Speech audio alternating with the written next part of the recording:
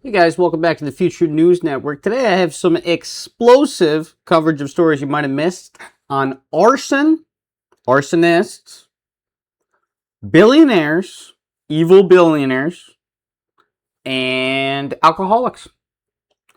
Alcoholics, good people, bad people, who knows? If you guys like my stuff, please hit me with a like and a subscribe. We're going to check out these stories.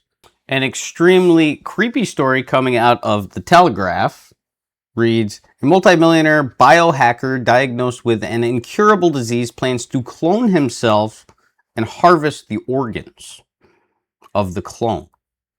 Doesn't seem very legal to me. Seems very immoral as well. Organ harvesting is a bad practice, in my opinion. Brian Johnson, 48, who is already using blood transfusions from his teenage son in a quest for eternal youth, is pushing the boundaries of science even further in hopes to defeat anti-immune gastritis. The man's only got gastritis. He wants to make a clone of himself, rip out that clone's organs to cure gastritis. I guess if you have millions and billions of dollars, you can do something like this. It is not that uncommon. If you are a Rothschild or you are one of these major billionaires, you're probably on your sixth heart, fifth heart, new lungs, new everything. You know, absolutely sick stuff, in my opinion. You can let me know what you guys think of these developments down in the comments. Coming out of Ground News, we have a report that reads, a federal judge approved a $1.5 billion copyright settlement requiring Anthropic to pay authors and publishers around $3,000 for each book obtained from piracy sites and used to train Claude chatbot. District Judge Araceli Martinez Alguin said in Monday's ruling that the judgment that an agreement offers meaningful relief claims have been filed for the 91% of the 482,000 books covered. So they're stealing the books, they're chopping them up, they're scanning them first, and then they chop the binding, burn the books. They're burning books. It's a book burning.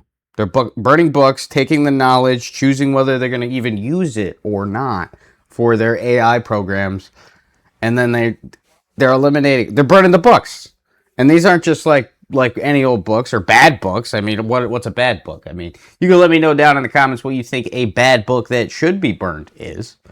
But generally speaking, you do not want to erase physical information. We want our books. We want to keep books because books can't be deleted. You can't delete a book.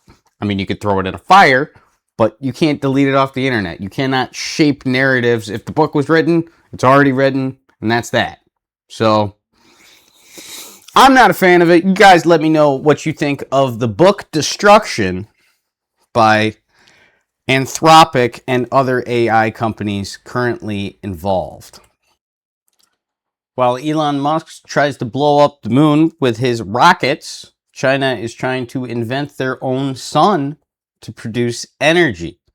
It reads, China's nuclear fusion research has completed a massive magnet weighing 582 tons. The goal is an ultimate energy artificial sun.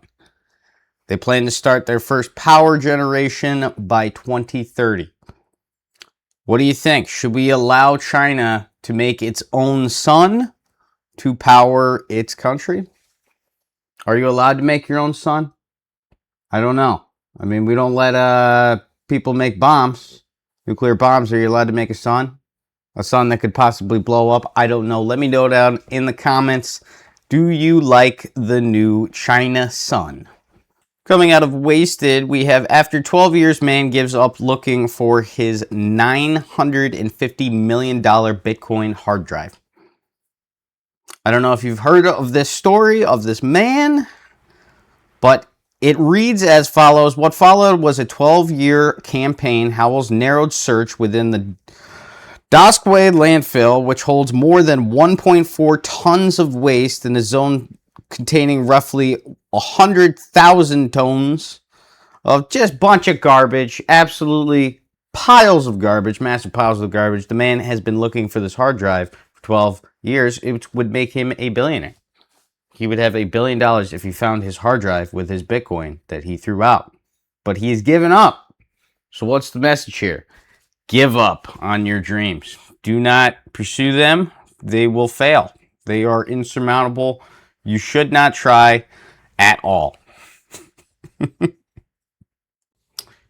a story coming out of CNN, it reads, arborists tied flaming rags to cats to spark the wildfires in southern Italy. Officials say these animals were released into the fields, running around and spreading the fire. He added that other pieces of evidence also pointed to arson, including candles lit among flammable rags and delayed ignition devices. Firefighters are still working to contain the blazes in Calabria's Pollino National Forest. According to Italian broadcaster Rai, which reportedly Wednesday that firefighters teams have completed more than 160 missions with Calabrias in the last 20. Is this English? Is this English? Is this article English? Is CNN doing English? Okay. According to CNN's Italian affiliate Sky TG24, the Italian Association of Defense of Animals Environment has filed a criminal complaint and offered a €1,000 reward for any information on who set these damn cats on fire. They wrapped rags around cats' tails and then they lit them on fire with gasoline and had them run through the forest to set this fire. That is about the most demonic thing that I could think of. Absolute horrible. We do not like to see our cats in situations like that. I love cats. I hope you love cats. And if you see anybody trying to light cats' tails on fire, please report that immediately. In other news, if you thought setting a cat's tail on fire was an incredible story, get ready for this one. Coming out of World Star, it reads, Indiana man cuts off penis, uses it to set mother's garage on fire. A Fort Wayne man has been charged with arson after police say he cut off his own penis, doused it in gasoline, and used it to start a fire in his mother's garage. According to investigations, 36-year-old Christopher Pedden allegedly entered the detached garage around 2 a.m. on May 6th, amputated his penis with a kitchen knife, poured gasoline on it, and set it on fire before walking away, leaving a blaze to be spread. Police initially encountered Pedden after he falsely claimed that he had been stabbed in downtown Fort Wayne. While receiving treatment in the hospital, investigators said that he admitted to the stabbing story, was fabricated, and confessed to starting the fire. Fire officials recovered the gasoline can, 4 Bic lighters, and a knife from the scene. Pedden is scheduled to appear in Allen Court on Monday to face arson charges.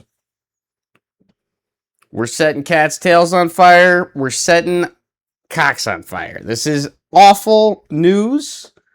People are losing their minds all across the nation and across the world. Major development here. In a story coming out of Fox News, assisted living staff gave a resident 18 shots and a 5 a.m. beer before a doctor's appointment. I don't see any issue here. It reads, an assisted living facility accused of neglect after state investigators say staff provided a mentally ill resident with 18 shots of liquor in the 24 hours before a doctor's appointment. Investigators say the man was later dead to the world, missed his appointment, was found on the floor, and was hospitalized with a reported blood alcohol level nearly 3 times the legal driving limit. This is in Minnesota. This is not good. You should not get drunk before you go to the doctor. I mean, I know it sounds nice. Sometimes you want to do a little day drinking, a little early drinking before your doctor's visit. Some people get nervous. Some people get nervous before they go there. Maybe you got a bad diagnosis that you do not want to hear about, and you are nervous, and you want to have a few drinks. Let's keep it under 18 shots and a beer. That's probably a 2-shot. Little 2-shot before you go in the doctor's office. 18 shots, absolute malpractice going on in this facility. Terrible, terrible thing to do to a man. A story coming out of ABC News. The VA to run a trial of GLP-1 drug to treat alcohol abuse. It reads, the Department of Veterans Affairs on Thursday announced a clinical trial to test whether injectable semaglutide, a GLP-1 drug widely prescribed for diabetes and weight loss, can also treat alcohol abuse, a longstanding problem of military veterans and their communities. Excessive drinking has steadily plagued military culture. In some instances, it has been tolerated and normalized. What do you guys think? GLPs for drinking? Should maybe these vets should drink? Crazy thought. You know, if you've seen some crazy stuff or been through some incredibly hard times, let the man drink. You know, like that's how am I gonna get my good stories out of dive bars or the bars that I go to if all these veterans stop drinking? They already have. The only ones I see are Vietnam War vets or older Iraqi veterans. The newer generation ain't drinking anyways. I mean, if we're going to do all these wars, I want to be able to go to a bar and talk to a guy, have a drink. I don't want them to stop. When our war vets stop drinking, we're going to have issues here. I'm not going to get the stories that I need to fulfill myself and my soul. I need those stories. So if you're dealing with this in a very rough way and alcohol is really hurting you, I think this is a great idea. But for my own selfish reasons, I want them drunk Vietnam War stories at the bar. That's going to do it for today, guys. If you enjoyed those stories and you want to hear many more in the future, please hit me with a like and subscribe, and I will see you in the next broadcast.